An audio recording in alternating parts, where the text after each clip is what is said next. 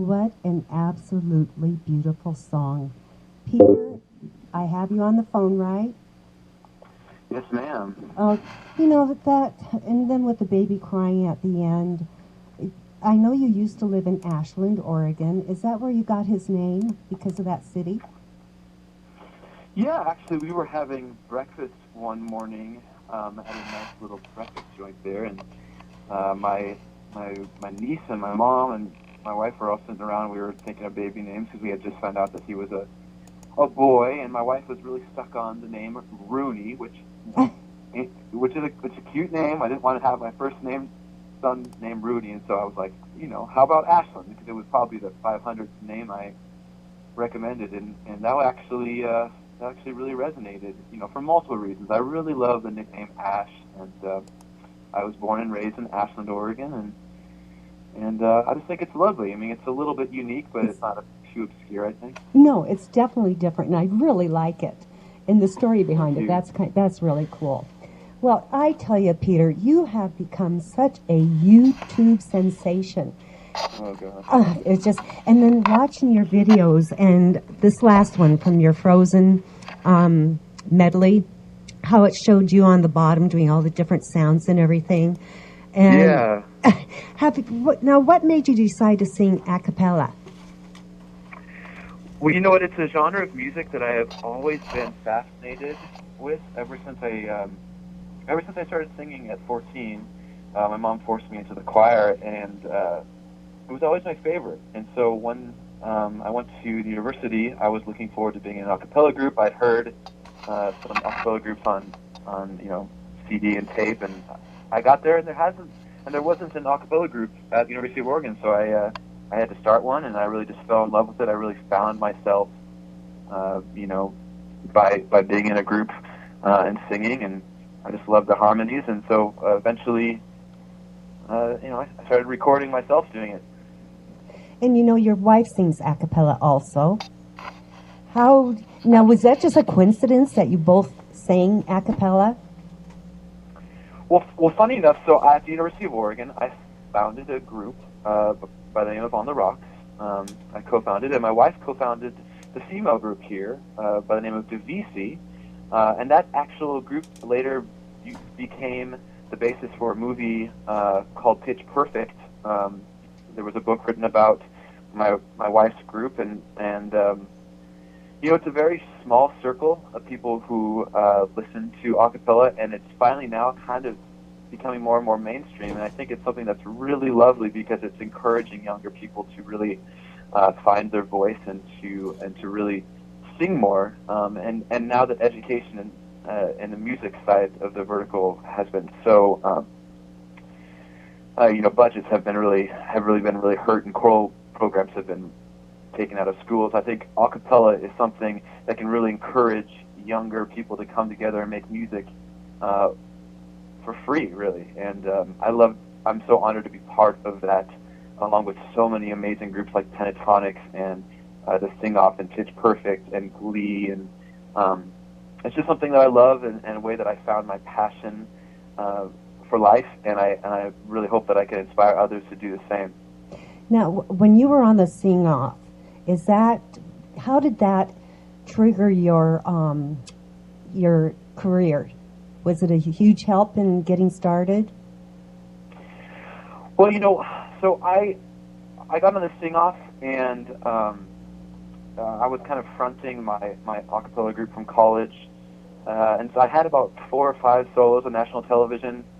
And I wouldn't say that was by any means an enormous reason why I'm able to do it now for a living. I would have to tell you that it's probably the reason why I started just recording myself, because I had, a few hundred people that I had accepted as friends on Facebook from the show who I didn't know, but they were all asking me for more music. And so I was like, well, maybe I should actually try this. And my father for years had been begging me to record my own music, and I'd always been recording other groups and other people.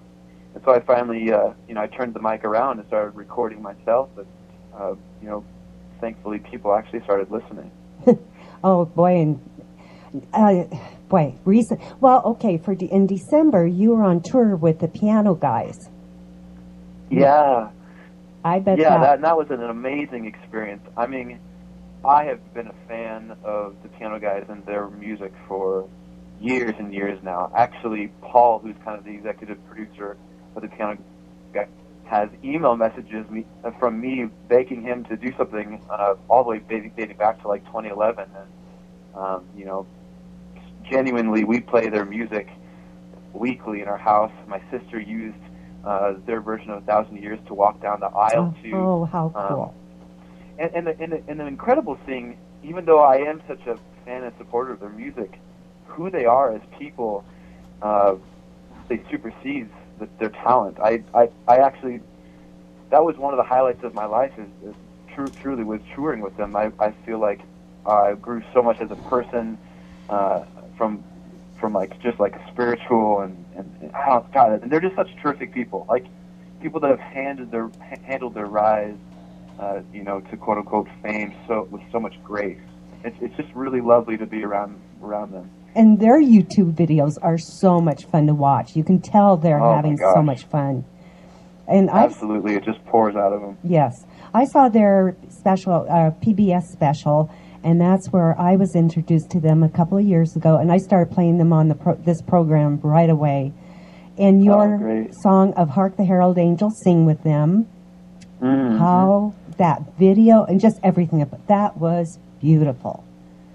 Oh, it was such a beautiful experience. I mean, especially having my wife and my son there while we were shooting that, and having all those people there to really celebrate, you know, that period, and have that as my first Christmas with my son was really an amazing experience. And I was always a fan of David, watching American Idol growing up, and you know, being in the studio singing with him, and he's a terrific person, so talented. It was just such a tremendous experience. That was just amazing. Now, do you play any instruments? Well, so I got my degree, you know, at a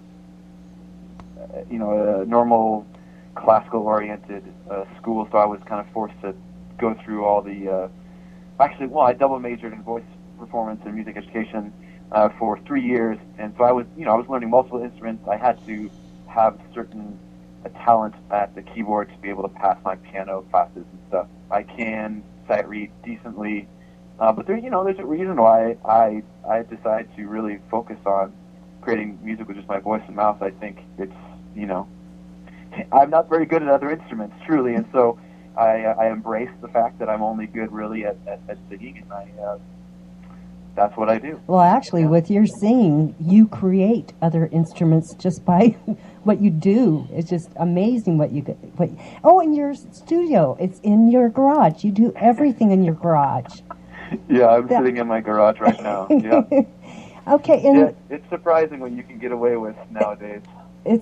Actually. And then now your video with Lindsey Stirling, you two were together in that, right? Well, Lindsey and I have actually done 4 videos, so I don't know which one you're referring to. Okay, I'm talking about the Skyrim. I'm guessing the Skyrim one? Yes. Yeah, so that video actually was the reason why I was able to start doing this full time. She really, fortunately, allowed me to finally have a fan base enough that actually allowed me to have income to start releasing music full time and not part time. And so that was in April 2012, and she reached out, and I created, you know, backing tracks of hundreds of tracks, and you know, and then I layered her violin in, and I flew to Utah, and we shot a video up in the snowy wilderness, and that was kind of the beginning of me doing this full time. And then it's my understanding you have never met Jackie Venko. No, I haven't met Jackie yet. How did that duet come about? The Alleluia. Let's see here. How did that happen? I believe I was on a call with Mark, one of the people that Johnston? she works with, trying to give some insight and consultation for some of her YouTube stuff, because I honestly work with my peers all the time to try to try to help them and give them consultation on, the digital world. And I'm such a dorky social media guy that I love trying to help people. And I think at the end of the conversation, I think I was actually talking to her father too at the time. I think it was Mark and her father. And man, my memory is so bad. I'm so ADHD; it just goes in and out. But I think at the end of the conversation, I was like, "And if you guys ever want, to do a song together, I would be more than willing to create something." And I think I recommended that song after that phone call. It was the first one that came to mind. And I was like, God, I'd always loved to hear Jackie sing that song. I've always been a fan of her and her voice, and for some strange reason, they said yes, and then that's kind of how that happened. And so what happened was I recorded everything. My wife was gracious enough to, record the parts that I wanted Jackie to sing, and I couldn't make it out to Pittsburgh, and so I hired a team to record her on green screen so that I could basically just put her exactly into the video the way I wanted to. And so it was really cool how it worked out, and I think that's one of the coolest things about technology now. It really allows people to collaborate, anywhere in the world if you have internet connection, on a beautiful level and create true music that can resonate with people. Because I guarantee you, almost anyone that watches that wouldn't believe that we never met, that we never worked together. I mean, it's pretty astonishing what's able to happen as long as you're, ain't retentive enough like myself to, to get all the specifics down. And she's obviously so talented, and I think she just hit a home run really quickly with like the one or two takes she sent me, and it sounds lovely. She's just terrific. And that's a song I always want. I am a huge Jackie Venko fan, and this radio station program did start by her song Angel from her Dream With Me CD. But that's very cool. Yes. But Alleluia was always a song I always wished she would sing. And so really cool. Yes, yeah, me too. Yes. And I know there's a lot of Jackie fans that song, they just love. It's posted constantly in all her fan group pages and everything else. Oh, wow. And you guys sound beautiful together. Well, thank you. I mean, it was such an honor to be able to create something with her, and I hope in the future she would like to do something again. It was very easy working with her. Hopefully, this time I could actually meet her. There you go. Because they seem like such lovely people. Yes. But yeah. Are you going to be doing any tours or concerts? Oh, look at that. That's the topic in the household as of today. I just had a long conversation with my wife about that. You know what? I'm being pushed everywhere.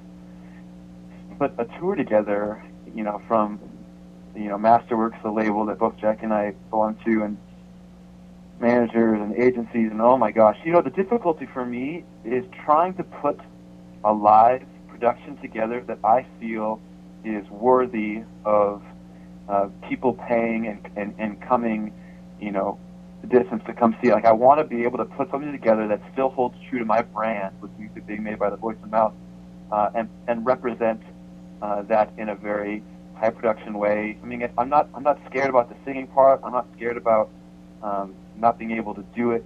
I'm just scared about putting something together that's good enough for people that they'd actually pay money to come to. And so I think it will happen this year. I have so many ideas and so little time, with the little guy, and but I think it's going to happen. But I think it's a very high possibility. It'll be interesting to see if he starts singing at an early age because of his parents. You could have a trio. You never know.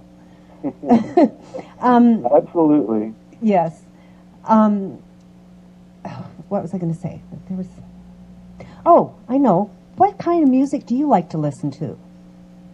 You mentioned the piano guys. You say so. I always listen to Pandora. I'm a huge fan of Pandora. I love the fact that you constantly give us feedback of up summing up and summing down stuff, and it really learns about the playlist that you make and basically the emotion that you're feeling at the time. And I have all these playlists, and most of them play acoustic music, just like guitar or piano. I rarely listen to vocal music. I don't know if that's because I deal with vocal music all the time in my, for what I do for a living, but most of the music I listen to is just very kind of peaceful or serene, or I'll turn on the jazz station. But I mean, it's kind of really juxtaposes what I do for a living. I'm kind of forced to listen to pop music just to kind of do pop covers once in a while because it's one way for people to find me. Right. And I like putting my own spin on it, and it's all acapella and everything. And but yeah, I think my listening habits is something that really kind of just lets me feel emotion. It's like very like probably elevator music, but it kind of lets me like just really focus on social media or writing but basically it's kind of what I listen to. Are any of your songs on Pandora? Oh yeah, every single song I've ever released is on Pandora. I think I've released almost like 100 singles so far. My music can be found everywhere, Spotify, Pandora, iTunes, Amazon, Google Play. Because I have made a Pandora channel, and it's classical crossover, and I have not heard any of yours when I've been on there. I'll have to create a new channel. Well, you know what? The cool thing about Pandora is you can just click on your playlist you've created and then add in either songs or add in artists for them to also start putting in the rotation. Okay, I have to try that. Yeah. Yeah. Well, Peter, I have really enjoyed having you on the program. Thanks for having me. Yes. Oh, do you know, another question, do you have any anticipation of another CD maybe in the next year or two? Oh, gosh. Absolutely guaranteed. I mean, okay. I create music all the time. I release a single and a video every 2 weeks. Like right now I have 7 songs that are unreleased that are just sitting here on my computer. I mean, I'm literally addicted to making music. So putting a CD together and picking 12 songs isn't a difficult thing for me.